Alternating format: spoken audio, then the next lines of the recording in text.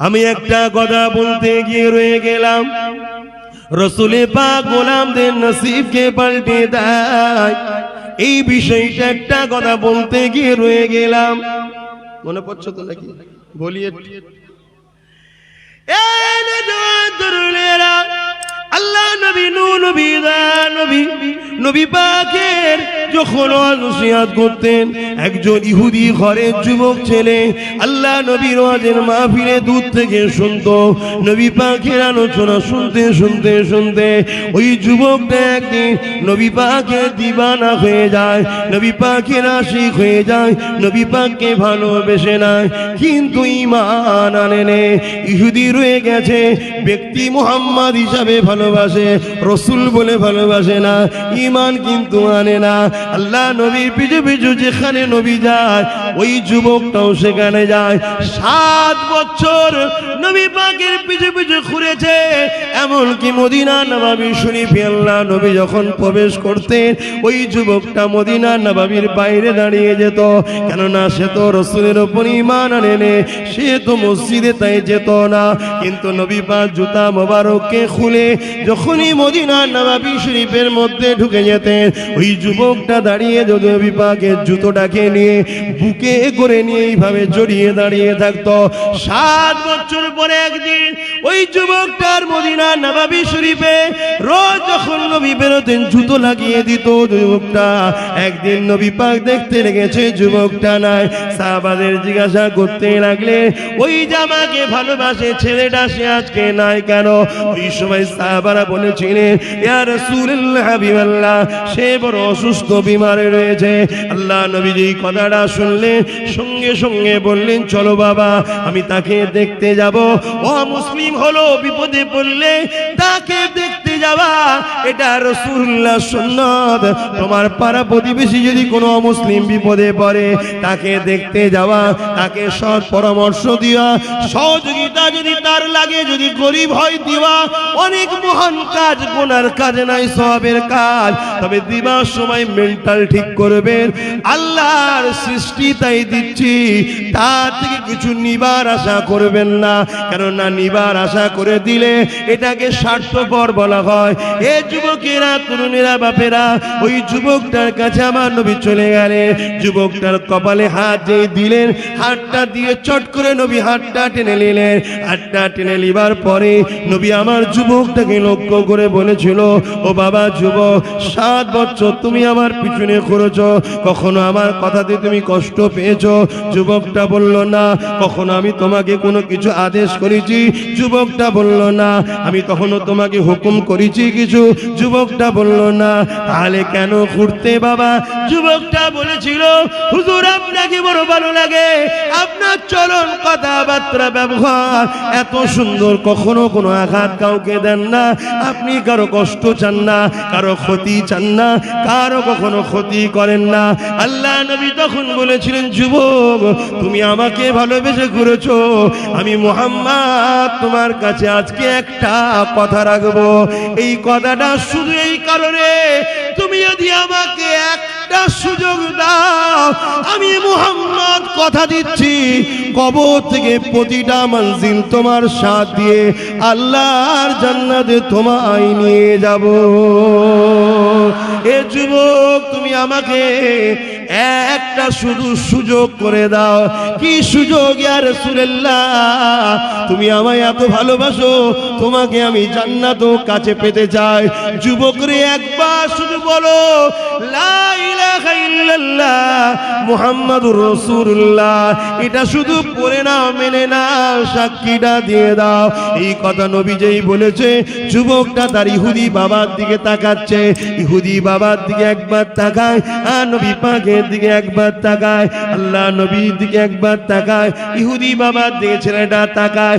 ঠিক কয়েকবার তাকিয়েছে, ইহুদি বাবা ছেলেকে বলতে লেগেছে, বাবারে দেরি করিস না, আমি আসমানি কিতাবে পড়েছি, ইনি হলো সেই মুহাম্মদ রাসূল, ইনি যা বলছে জলদি করে মেনে নে। আরো জোরে বলুন সুবহান। দেরি করিস না বাবা, আমি পড়েছি নি আসমানি কিতাবে, সেই রাসূল, আমি সব নমুনা দেখে নিয়েছি, মেনে নে তাড়াতাড়ি বাবা। ছেলেটা যেই বলল আশহাদু আল্লা ইলাহা ইল্লাল্লাহু ওয়াহদাহু লা শারীকা লাহু ওয়া আশহাদু আন্না মুহাম্মাদান আবদুহু ওয়া রাসূলুহু লা ইলাহা ইল্লাল্লাহু মুহাম্মাদুর রাসূলুল্লাহ, সঙ্গে সঙ্গে ইন্তেকাল হয়ে গেল। ইন্না লিল্লাহি ওয়া ইন্না ইলাইহি রাজিউন। বলুন ওই ছেলেটার সম্মান কার সাথে তুলনা করবেন? কোন ওলিদের সম্মান ওই ছেলেটার মতো আছে?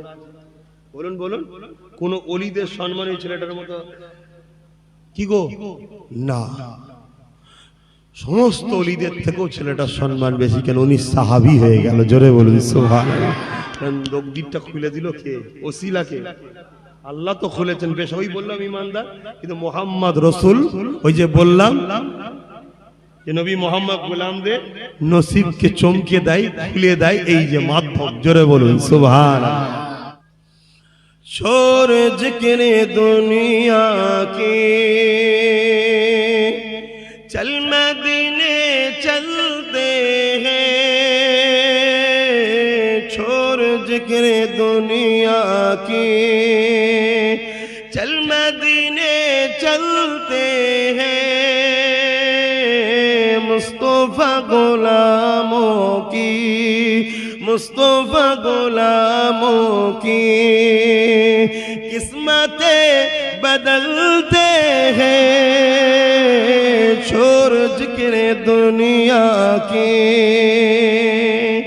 रहमतों की चादर के, रहमतों की चादर के सर पे साए चलते हैं, रहमतों की चादर के सर पे साए चलते हैं, मुस्तफा के दीवाने घर से जब निकलते हैं, छोड़ जिक्र दुनिया की चल मदीने चलते हैं, मुस्तफा गुलामों की मुस्तफा गुलामों की किस्मतें बदलते हैं, मुस्तफा गुलामों की।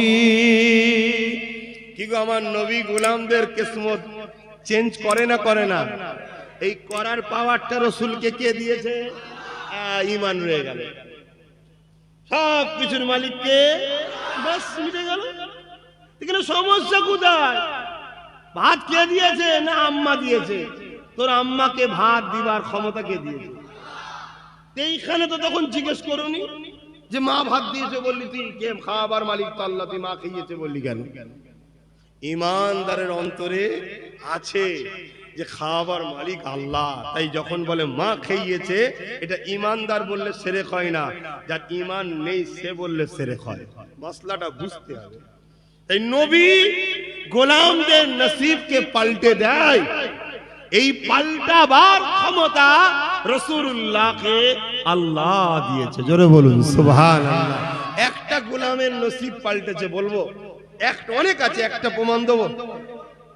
কি গো সবাই বলছেন তো নাকি? না পিছনের গুলো ঘুমিয়ে বললেন? হাত তোলেন। নারে তাকবীর, নারে তাকবীর। কি মাদ্রাসা? মাশাআল্লাহ, ভোগপুর কোরআনিয়া, ও ভোগপুর সিদ্দিকিয়া কোরআনিয়া মাদ্রাসা, ভোগপুর সিদ্দিকিয়া কোরআনিয়া মাদ্রাসা, কোরআনিয়া মাদ্রাসার বাৎসরিক ইসালে সওয়াব, হাফেজ সাহেব হযরত গণ, কোরআন প্রেমিক গণ নারে দিবেন। ও কোরআনকে আল্লাহ কত সম্মান দিয়েছে জানেন? কোরআন কার কথা? কোরআন কোনো কিতাব নয়, কোরআন কোনো বই নয়, কোরআন হলো কালামুল্লাহ, আল্লাহর কথা। জোরে বলুন সুবহানাল্লাহ। সেই কোরআন যারা হাফেজ হাক্কানি হয়, 70 জন এমন লোককে আল্লাহ হাফেজে হাক্কানির সঙ্গে ওর সাথে জান্নাতি করে দেবে। জোরে বলুন সুবহানাল্লাহ। কিয়ামতের দিন কোরআনকে আল্লাহ সুন্দর করে সাজাবে। কোথায়? লাউহে মাহফুজে যেটা রয়েছে, ওইটারই কথা আমরা যেটা পড়ি, ওই বাণী এখানে এসেছে রাসূলুল্লাহর মাধ্যম দিয়ে। কথা বুঝে আসছে? ওকে ওই কোরআন শরীফকে সুন্দর করে আল্লাহ সাজাবে, আল্লাহর আরশে আজিমের ওখানে ঘুরে বেড়াবে। আল্লাহ পাক বলবে তুমি কি কিছু বলবে? তখন কোরআন বলবে আল্লাহ আমি তো আপনার কথা, আমার আপনার কাছে আজকে আরজু আছে, যুবকরা শোনো, যুবকরা শোনো, বোনেরা শোনো, আব্বাজান আম্মাজানরা শোনেন। পড়তে যদি নাও পারেন, ডেলি একবার হলে কোরআনটাকে একটু বুকে করে জড়িয়ে ধরবেন, একটু চুমা দেবেন, একটু চোখে লাগাবেন, একটু মাথায় তুলবেন, কপালে নয় মাথায় তুলবেন, তুলে বুকে করে জড়িয়ে ধরে কিছুক্ষণ রেখে আদর করে, আল্লাহ আপনার বাণীকে আমি চুমা দিচ্ছি, আদর করছি, রেখে দেবেন। ভাই প্রেমের গুরুত্ব বোঝানো যাবে না ভাই। এ প্রেম করলে ফল পাওয়া যায়, অটোমেটিক বুঝতে পারবেন। একে আমি বুঝাই কি করে? প্রেম কখনো শেখানো যায় নাকি? তো এই জায়গায় কোরআন শরীফ তখন বলবে, আল্লাহ যারা কোরআনের জন্য কথা বলেছিল, যারা কোরআনের পক্ষে কথা বলেছিল, যারা কোরআনকে প্যার করেছিল, যারা কোরআনকে সিনার মধ্যে রেখেছিল, যারা কোরআনকে পড়েছিল, চুমা দিয়েছিল, আদর করেছিল, এক কথায় আমায় ভালোবেসেছিল, আজকে তাদেরকে আমি জান্নাত দেখতে চাই। আল্লাহ বলবে তোমাকে খুশি আমি করব, যাও কোরআনের প্রত্যেকটা প্রেমিককে আল্লাহ জান্নাতি করে দেবে। জোরে বলুন সুবহানাল্লাহ। আল্লাহ অনেক দয়ালু রে ভাই, আল্লাহ অনেক দয়ালু। আল্লাহ কত বড় বড় গুনাহগারকেও আল্লাহ কোরআনের প্রেম থাকার জন্য জান্নাতি করে দেবে। জোরে বলুন সুবহানাল্লাহ। আমরা তো কোরআনের প্রেম ছেড়ে দিয়ে, মাফ করবেন, কোরআনকে দুশমনদের, খারাপ নেবেন না তো, মানে হক কথা বলার তো উপায় নেই।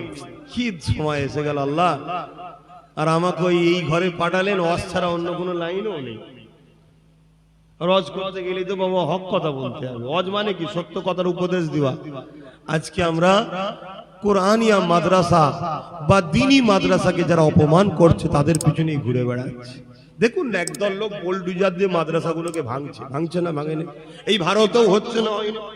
কি বলছে? মাদ্রাসায় নাকি সমাজ বিরোধী তৈরি হয়, বলছে না, বলে না? ভাঙছে। আবার একদল লোক মাদ্রাসা শিক্ষক দেয়নি। কেন দেয়নি? যাতে করে শিক্ষক না থাকলে ছাত্র আসবে না, ছাত্র না আসলে মাদ্রাসা বন্ধ থাকবে, বন্ধ থাকলে এমনি আস্তে আস্তে ধ্বংস হয়ে যাবে। তা দুজনেরই লক্ষ্য কি? মাদ্রাসাকে মিটানো। কেন ভাই? মাদ্রাসা কি করেছে? ওই যে দুদিন আগে বললো না, ছোট্ট ছোট্ট বাচ্চারা নাকি ওকে নাকি কি বলেছে, কথা বুঝছেন না? মানে এই পবিত্র মাহফিলে, শোনো, মাহফিল ওইসব ওদের কথাগুলো আলোচনা করাও, মানে কি বলবো, কিন্তু ওখানে একটা জিনিস শিক্ষার আছে, তাই আমি বলছি। কি? মাদ্রাসার ছেলে, দেখুন ঠিক করে মাদ্রাসার ছেলেটাকে জড়িয়ে দিল। ও বলতে পারতো যে আরো 10টা পীর সাহেব ছিল, বলতে পারতো, কিন্তু না, মাদ্রাসার ছেলেটাকে জড়া। কেন? মাদ্রাসাকে টার্গেট সবসময় বিজেপি করে, বুঝতে পারছেন না? ঠিক তাদেরই সুরের গুণ দেখুন, এরাও গাইছে, মাদ্রাসাকে টার্গেট করে দিল, ঠিক হেসিয়ে দিল। তার মানে কি? মানুষের কাছে ভাবানো হচ্ছে ছোট্ট ছোট্ট মাদ্রাসার ছেলেরাও কত বড়, ছোটবেলা থেকে দেখ কেমন ট্রেনিং প্রাপ্ত হচ্ছে লড়াই করার জন্য। এই মেন্টালিটি মানুষের মধ্যে ছড়িয়ে দিল। আচ্ছা বলুন তো ভাই, আপনাদের এখানে মাদ্রাসা কোথায় আছে? এই মাদ্রাসার ছেলেরা, মাদ্রাসার যারা দায়িত্ব আছে তারা ছাড়া যখন তখন বাইরে পালায় নাকি? একটা সিস্টেম আপনাদের আছে না? নাই? এখানে যদি সিস্টেম থাকে, ভারতবর্ষের দ্বিতীয় বৃহত্তম মুসলিম তীর্থভূমি ফুরফুরা শরীফ, যে ফুরফুরা থেকেই মাদ্রাসা তৈরি করা হয়েছে, শিখিয়েছে সিদ্দিকিয়া, সেই মাদ্রাসায় কি নিরাপত্তা নেই? যে ছেলেরা কে এসছে বেরিয়ে গিয়ে তার পিছনে ছুটলো? এটা কি পাগলামু ছাড়া অন্য কিছু নয়? এটা কি মাদ্রাসাকে মিটাবার একটা ষড়যন্ত্র নয়? তাহলে এই সকল জালিমদের ঘরে চিরুন, যারা আমার রাসূলুল্লাহর দুশমনীরা, এরা মাদ্রাসাকে মিটাতে চায়, এরা গুস্তাখে রাসূল, এরা মাদ্রাসার রাসূল দুশমনীরা, এদেরকে সাপোর্ট করা ইসলামের আইন অনুযায়ী হারাম। হারাম হারাম কোন সন্দেহ আপনাদের আছে?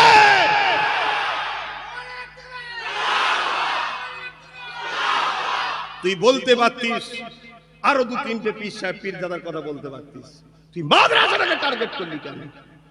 ছোট্ট ছোট্ট বাচ্চাগুলো, আবার ছোট্ট ছোট্ট বাচ্চা, নিজেই বলছে ছোট্ট ছোট্ট বাচ্চা, ছোট্ট ছোট্ট বাচ্চা, কথা বুঝে আসছে না? মানে ছোটবেলা থেকে যার মেন্টালিটি এরকম, বড় হলে সে তো বোম মারবেই।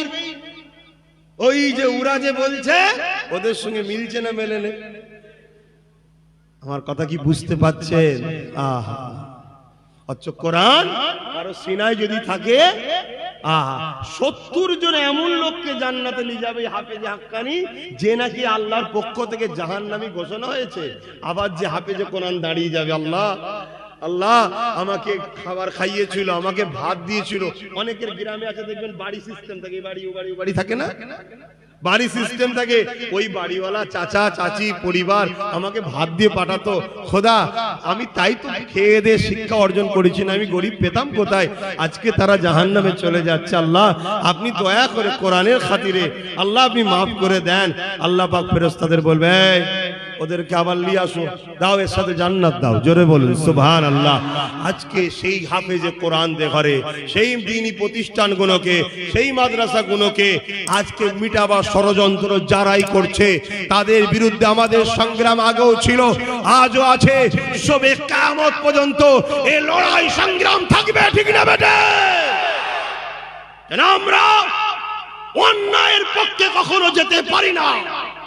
অন্যায় আমাদের জন্য করাও যেমন হারাম, অন্যায়কে সাপোর্ট করাটাও তেমন হারাম। অতএব বাপ ভাইরা চোখ খুলুন, বুঝুন, উঠুন, জাগুন, লড়ুন ন্যায়ের পক্ষে, অন্যায়কে মিটাবার জন্য। ন্যায়ের পক্ষে লড়াই করা সাহাবাদের সুন্নাত, ন্যায়ের পক্ষে লড়াই করা পীর পয়গম্বরদের সুন্নাত, ন্যায়ের পক্ষে লড়াই করা এমনকি মুজাদ্দিদ জামানের সুন্নাত। ন্যায়ের পক্ষে সুন্নাত বলতে সে যেটা নিজে করে, ভুল বুঝবেন না, সে যেটা নিজে করে আরবিতে সুন্নাত বলে। ন্যায়ের পক্ষে লড়াই করা আমার আমিনা লালের সুন্নাত। জোরে বলুন সুবহানাল্লাহ, আরো জোরে বলুন সুবহানাল্লাহ। আমিনা লালের সময়ও একদল ব্যক্তি ছিল, ক্ষমতার জোরে গরিবদের লুটতো, ক্ষমতার জোরে মানুষকে খুন করত, ক্ষমতার জোরে রেপ করত। ক্ষমতার জোরে কেউ রেপ করলে তার শাস্তি পর্যন্ত দিত না, কেন? তারা তাদেরই দরদবদ্ধ ছিল। আমিনা লালের সময়ে একদল ক্ষমতার জোরে নারীদের অধিকারকে হরণ করেছে, মানুষের অধিকারকে হরণ করেছে, মানুষের উপরে সন্ত্রাস ইসলাম লোলা চালিয়েছে, মানুষকে ঘরের মধ্যে পুড়ে আগুন লাগিয়ে দিয়েছে। এই ঘটনা আমার আমিনা লালের সময় তো হয়েছিল। আজকে নতুন করে আবার দেখছি, সেদিন আমিনা লাল একা এই অন্যায়ের প্রতিবাদ করেছে, তারপরে একটা দুটো তিনটে করে অসহায় গরিবরা আমিনা লালের পাশে দাঁড়িয়েছে। আবু বকর দাঁড়িয়েছে, উমর, উসমান, আলী দাঁড়িয়েছে, হযরত আব্বাস দাঁড়িয়েছে, খাব্বাব দাঁড়িয়েছে, সালমান ফারসি দাঁড়িয়েছে। এই দাঁড়াতে দাঁড়াতে দাঁড়াতে দাঁড়াতে একদিন আমার আল্লাহ বদর তৈরি করলো। সেই বদরের ময়দানে 313 জন মাত্র অন্যায়ের দিকে 1000-এর উপরে তাদের হাতে ক্ষমতা ছিল, তাদের হাতে তরোয়াল ছিল, তাদের হাতে বল্লম ছিল, তাদের হাতে পাওয়ার ছিল, তারা জালিম সন্ত্রাস ছিল। কিন্তু আমিনা লালের দিকে যারা ছিল, এদের অন্তরে ন্যায়ের প্রেম, সত্যের প্রেম, হকের প্রেম, ওলিদের প্রেম, এই প্রেমের কাছে 313 জন পরাজিত হয়েছে। আজ আপনাদের ঘরে জাগতে হবে, ভয় খেলে হবে না, অন্যায়ের বিরুদ্ধে লড়তে হবে। আল্লাহ সর্বসময় হকের পক্ষে সেদিন ছিল, আজও হকের পক্ষে আল্লাহ আছে। ভাইরা আমার, আমি আপনাদেরকে বলবো না সূর্যকে উঠিয়ে দেখান, আমি আপনাদেরকে বলবো না পাহাড়কে কেটে রাস্তা করুন, আমি আপনাদেরকে বলবো না সাগরের পানিকে হাত দিয়ে রুখে দেন, আমি আপনাদেরকে বলবো না ভূমিকম্পের সময় বাড়িগুলোকে ধরে ধরে দাঁড় করিয়ে দেন। এটা আমি বলছি না। আমি একটাই কথা বলবো, আল্লাহ ছাড়া দ্বিতীয় কাউকে ভয় করবে না, এটা নিজের হৃদয়ের মধ্যে নিয়ে নাও। কেন? আল্লাহ তিনি যিনি তুরস্কের জমিনে হাজারো লাখো মানুষের শাস্তি হোক বা মৃত্যু হোক, যেটা আল্লাহ ভালো জানে, কিন্তু ওই বাড়ির তলাতে একটা নবজাতক শিশু জন্ম হয়েছিল ওই দিনেতে। তার বাবাও মারা গেছে, আম্মাও মারা গেছে, কিন্তু আল্লাহ তিনি যিনি ওই নবজাতক শিশুকে 2 দিন বিল্ডিং এর তলাতে ধুলোবালি ঢাকার অবস্থাতেও বাঁচিয়ে রাখতে পারে, তিনি ওরে আল্লাহ। জোরে বলুন সুবহানাল্লাহ, আরো জোরে বলুন সুবহানাল্লাহ, নারায়ে তাকবীর। সেই আল্লাহকে ভালোবাসুন, সেই আল্লাহকে ভয় করুন। আর তিনি তিনার হাবিব দ্বারা শিখিয়েছে গরিবকে ভালোবাসেন, গরিবের সাথে থাকেন, মজলুমের সাথে থাকেন, জালিমের বিরোধী করুন।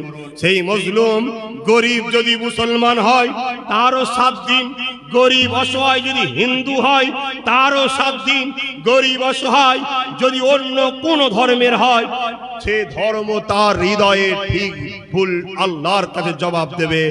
মানুষ হিসাবে সে বিপদে পড়েছে, আমার রাসূলের শিক্ষা তাকে সাথ দিতে হবে, তার পাশে দাঁড়াতে হবে। পরনার কাপড় নেই কাপড় দিতে হবে, পেটে ভাত নেই ভাত দিতে হবে, পায়ে জুতো নেই জুতো দিতে হবে, মাথায় ছাদ নেই থাকার ব্যবস্থা করে দিতে হবে। ইসলামে এই কাজের অনেক বড় সওয়াব ও নেকি আছে, জোরে বলুন সুবহানাল্লাহ। ভাইয়ের আমার, অনেকে বলে আব্বাস সিদ্দিকী রাজনীতি করছে, বলে না বলে না। আমি আপনাদের বলে যাই, রাজনীতি করা হলো সুন্নতে রাসূল এবং গরিবের পক্ষে, অসহায়ের পক্ষে, ইনসাফের পক্ষে, মানবতার পক্ষে, দেশের সার্বভৌমত্বকে নিরাপদে রাখার পক্ষে রাজনীতি করা ফরজ। শুনছেন? অন্যায়ের বিরোধী করা, সন্ত্রাস মুক্ত সমাজ গড়ে তোলা, চোর মুক্ত সমাজ গড়ে তোলা, মদ মুক্ত সমাজ গড়ে তোলা, জেনা ব্যভিচারী বন্ধ করে সভ্যতার সমাজ গড়ে তোলার লক্ষ্যে রাজনীতি করা হলো ফরজ। শুনছেন তো নাকি? না হুজুর তুমি জলসা মাহফিলে গিয়ে রাজনীতি